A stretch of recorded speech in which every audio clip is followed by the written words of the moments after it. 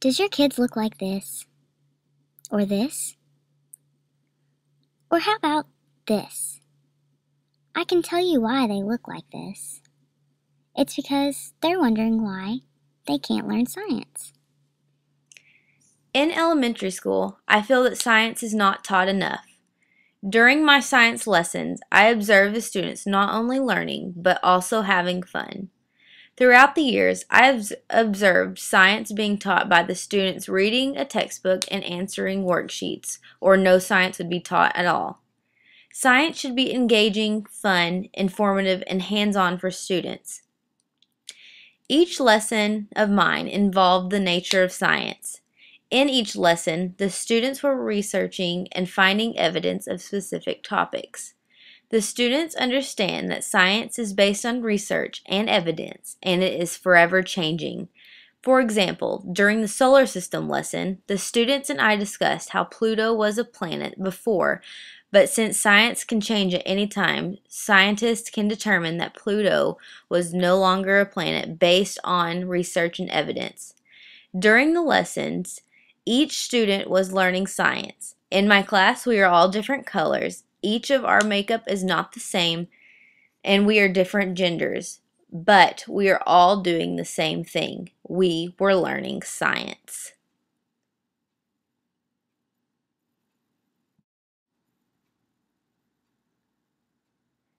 Although I did not use the next generation science standards, the lessons were age appropriate.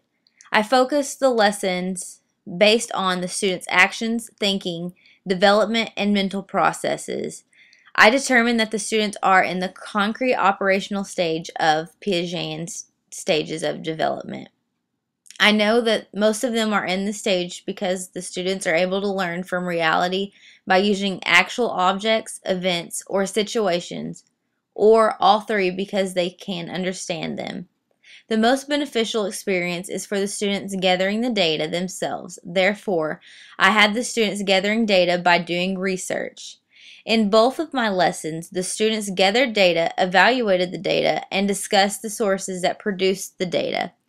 In the solar system lesson, we attended a class at the library on how to do research, how to find credible sources, how to determine if they are credible, and how to cite the sources. Although most of the students are in the concrete operational stage of learning, some students are still in the pre-operational stage, transitioning to the concrete operational stage of learning. During the formative assessment project for the solar system lesson, I had the students fill out a probe. The probe had the students discuss why they thought those items were in the solar system. A few of the students explained their thinking by putting, "I know this because I know this," or "I know this because it's in the solar system." The students in this stage cannot think about what they think, whereas the students in the concrete operational stage have began to use deductive and inductive reasoning. For example, one student put, "They are on Earth, therefore they are in the solar system."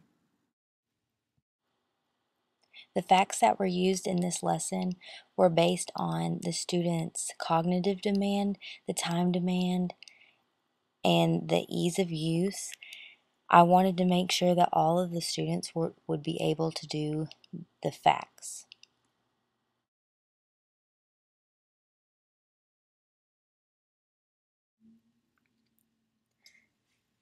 The two lessons were developed using the 5 E's of learning, which are engage, explore, explain, elaborate, and evaluate. Before and during those 5 stages, I incorporated Paige Keeley's formative assessment classroom techniques, or also known as FACS. Since the students have not been using FACS in the classroom, I tried to incorporate the high ease of use, the low time demand, and the low cognitive demand FACS.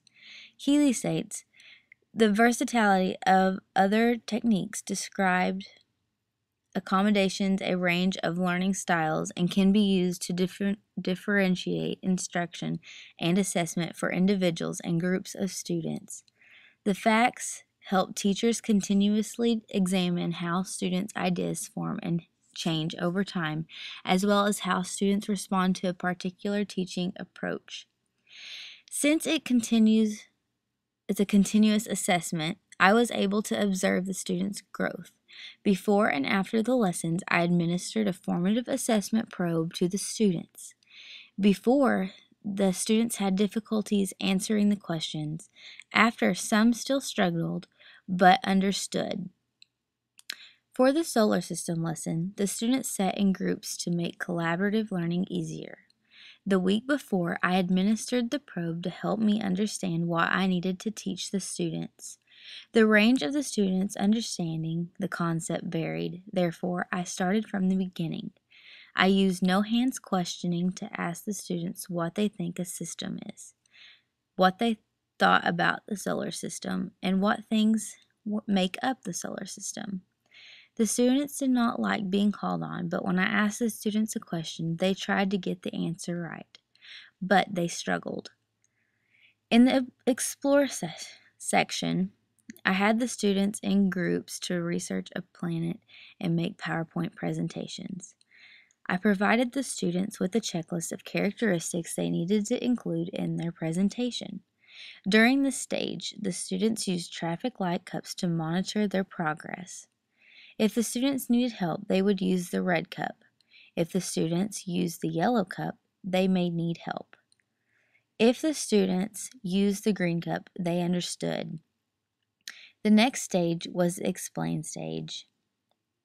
Students presented their planets. After the presentation, I asked the students questions over their planet. When the questioning was over, I asked the ones who were taking notes to show their understanding using a fist of 5.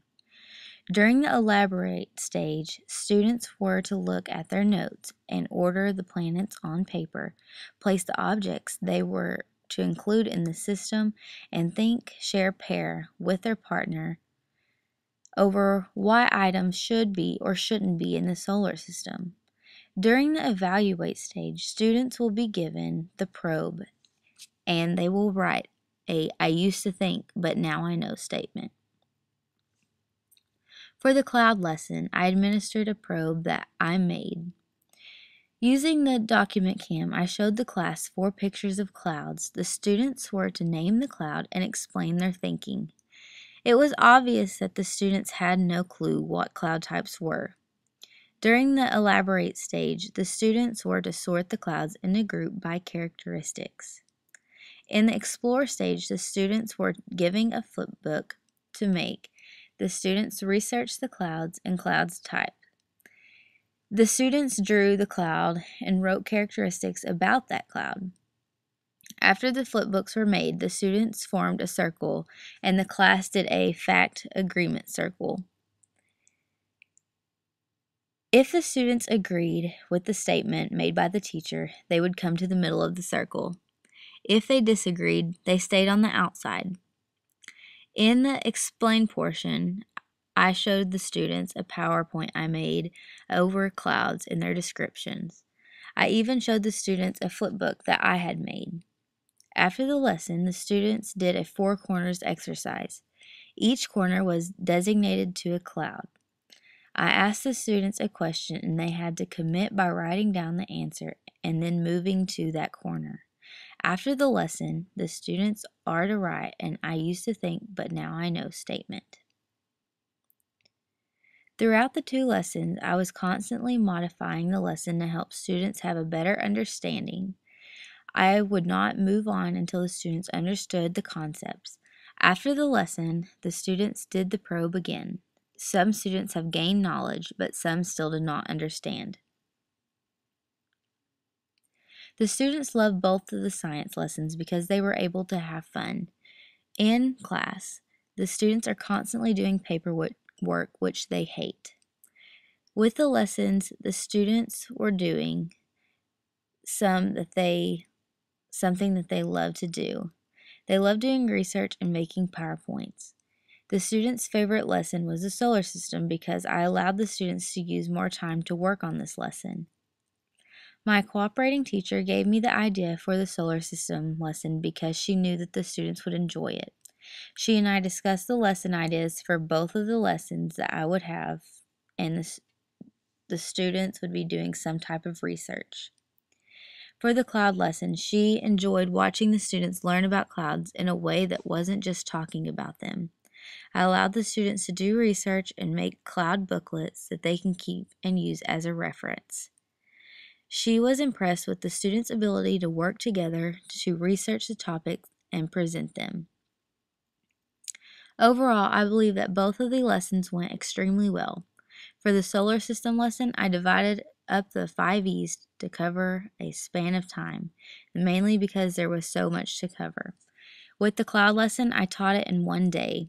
I think that the solar system lesson went well in the areas that the students were engaged. The cloud lesson, the students lost interest. If I were to make changes in the science lessons, I would have gave the students less time to make the PowerPoints so we could have moved on to something more hands-on. If I were to change the cloud lesson, I would have had something to do with studying the clouds daily, drawing the clouds, writing the characteristics about the clouds, and at the end of each week, we would make predictions of the clouds for the next week.